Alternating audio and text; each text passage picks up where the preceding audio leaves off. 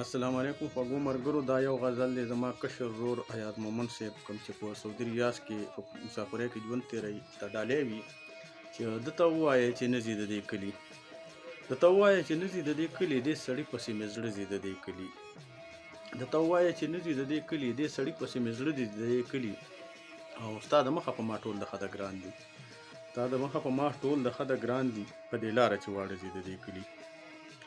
او د چا تلو ته په مرګي هم زړګی نه وي، د چا تلو ته په مرګي هم زړګی نه وي. ډېر خواران په ژوندانه ځي د دې کلي، او ډېر کورونه کیلاو ځان سره یوسي، ډېر کورونه کیلاو ځان سره یوسي، په باران کې چې اوبه ځي د دې کلي. او د مزدور د کور چوله یې کړله یخه، د مزدور د کور چوله یې کړله یخه، خدایه کله به ساړه ځي د دې کلي. او هېڅ مزه یې د سپرلي د ګلو نشته، هېڅ مزه یې د سپرلي د ګلو نشته، لکه روغ چې خواږه ځي د دې کلي. او دا حرم مومند په توره شپه روان شو، دا حرم مومند په توره شپه روان شو، دا چې ولې او دا په څه ځي د دې کلي. او ده ته ووایه چې نه ځي د دې کلي، دې سړي پسې مې زړه ځي د دې کلي.